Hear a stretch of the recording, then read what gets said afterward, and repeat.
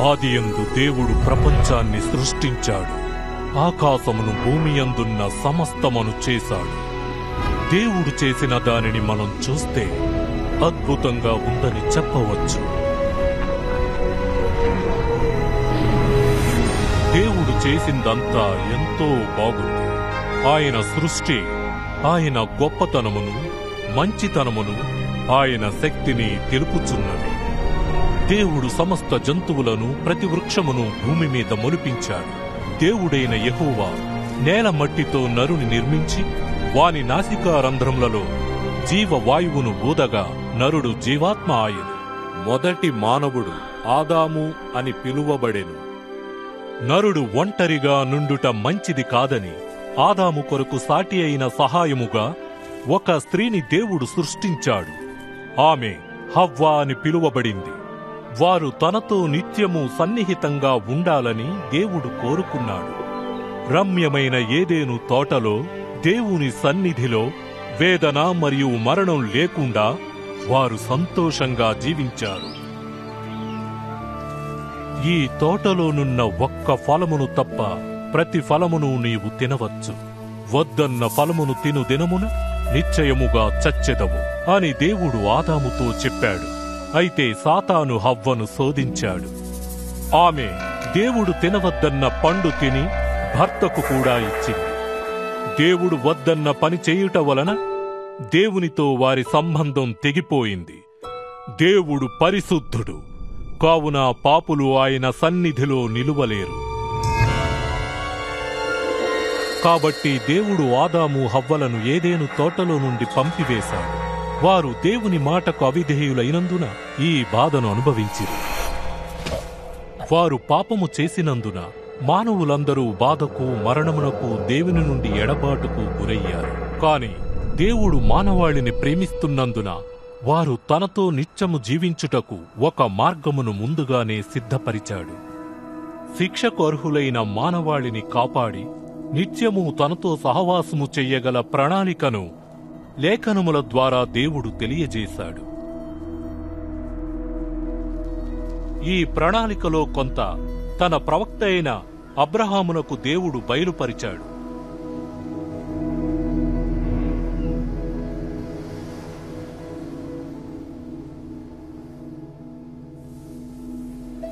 అబ్రహాము దేవుణ్ణి నమ్మి ఆయనను మహిమపరిచెను.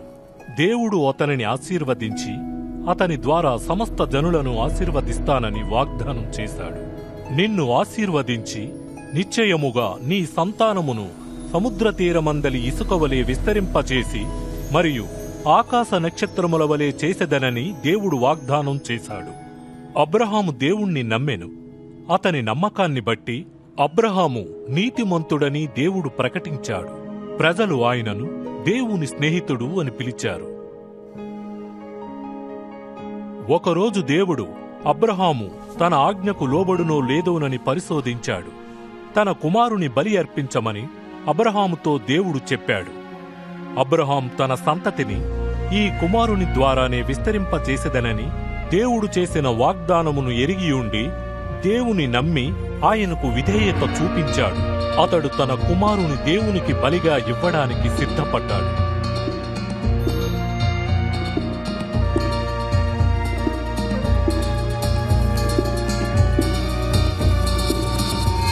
ఆ చిన్నవాని మీద చెయ్యి వేయకుము, అతనినేమియూ చెయ్యకుము.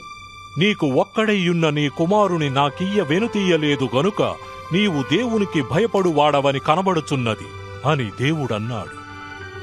అప్పుడు అబ్రహాము కన్నులెత్తి చూడగా పొదలో కొమ్ములు తగులుకొనియున్న ఒక పొట్టేలు కనబడెను. అబ్రహాము వెళ్లి ఆ పొట్టేలును పట్టుకొని తన కుమారునికి మారుగా దహనబలి అర్పించెను.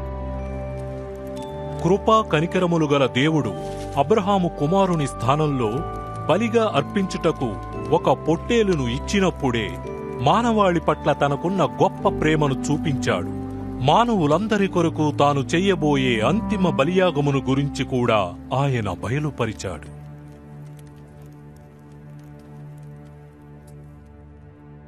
ఆదాము సంతతిని వారి యొక్క పాపశాపముల నుండి విడుదల చేయుటకు పాపములేని వ్యక్తిని వారి స్థానములో మరణించుటకు పంపిస్తానని చాలా కాలం క్రితమే ప్రవక్తల ద్వారా దేవుడు తెలియజేశాడు. ఆయనను నమ్మిన వారికి ఈ బలియాగము ద్వారా దేవునితో నిత్య సహవాసము చేయుటకు మార్గము తెరవబడును. ప్రవక్తలు ఆయనను మెస్సయ్య అని పిలిచారు. ప్రజల పాపముల నుండి విడిపించుటకు, వారిని దేవుని నామమున నిత్యము పాలించుటకు మెస్సయ్యను దేవుడు పంపిస్తాడని ప్రవక్తలు ప్రవచించారు. కొన్ని వందల సంవత్సరముల క్రితమే మెస్సయ్య చెయ్యబోయే కార్యములను మరియు పొందబోయే శ్రమలను గూర్చి ప్రవక్తలు తెలియజేశారు. మెస్సయ్యతో నీవు నా కుమారుడవు అని దేవుడు చెప్పునని ప్రవక్తలలో ఒకరు చెప్పారు. దాని అర్థం శరీర సంబంధమైన కుమారుడు అని కాదు. దేవుని కుమారుడు అనే నామము మెస్సయ్యకు దేవునితో గల సంబంధాన్ని, లోక రక్షకునిగా, ప్రభువుగా ఆయన పాత్రను వివరిస్తుంది. ప్రవక్త అయిన యెషయా కన్యక గర్భవతియే కుమారుని కనును అని ప్రవచించెను. ఈయన కన్యక గర్భమందు మనుష్య కుమారునిగా జన్మించి దేవునిని లోకమునకు వెల్లడిపరచడానికి పంపబడిన నిత్యమైన దేవుని వాక్యమయ్యున్నాడు. మెస్సయ్య బెత్లెహేములో జన్మించునని ప్రవక్తలు ప్రవచించిరి. ఆయన వారి రాజుగా యెరూషలేములో ప్రవేశించునని మరియు 30 వెండి నాణెములకు తన శిష్యుని చేత అమ్మబడునని వారు ముందే తెలియజేశారు. మెస్సయ్య తన ప్రాణాన్ని త్యాగం చేస్తాడని, 3వ దినమున మృతులలో నుండి దేవుడు ఆయనను లేపునని ప్రవక్తలు చెప్పారు. ప్రవక్తలు మెస్సయ్యను మనుష్య కుమారుడు అని పిలిచారు. మరియు ఆయన మేఘారోహణుడై పరమునకేగుననియు, దేవుడు సదాకాలము సమస్త జనుల మీద ఆయనకు అధికారమిచ్చునని ప్రవచించిరి. 2000 సంవత్సరాల మునుపు యేసు అనే పేరుగల వ్యక్తి ఈ లోకములో నివసించెను. ఆయన చేసిన కార్యములను చూచిన ప్రజలు మెస్సయ్య ఈయనేనా అని ఒకరితో ఒకరు చెప్పుకున్నారు. యేసు యొక్క జీవితం మెస్సయ్యను గురించిన ప్రవచనాలను నెరవేర్చినదా? లేఖనాలలో వ్రాయబడినట్లుగా యేసు ఎవరు? ఆయన చెప్పిన మరియు చేసిన అనేక క్రియలలో కొన్నింటిని ఈ చలనచిత్రం ద్వారా చూపించడమైనది. ఈ చిత్రంలో ఒక వ్యక్తి యేసు పాత్రను పోషించాడు. దీన్ని చేయటానికి యోగ్యుడైన వారు ఎవ్వరూ లేరు. కాని ప్రజలు యేసు జీవితం గురించి తెలుసుకుంటారని, దేవుడు వాగ్దానం చేసిన రక్షణను పొందుతారని ఈ చలనచిత్రం నిర్మించడం జరిగింది.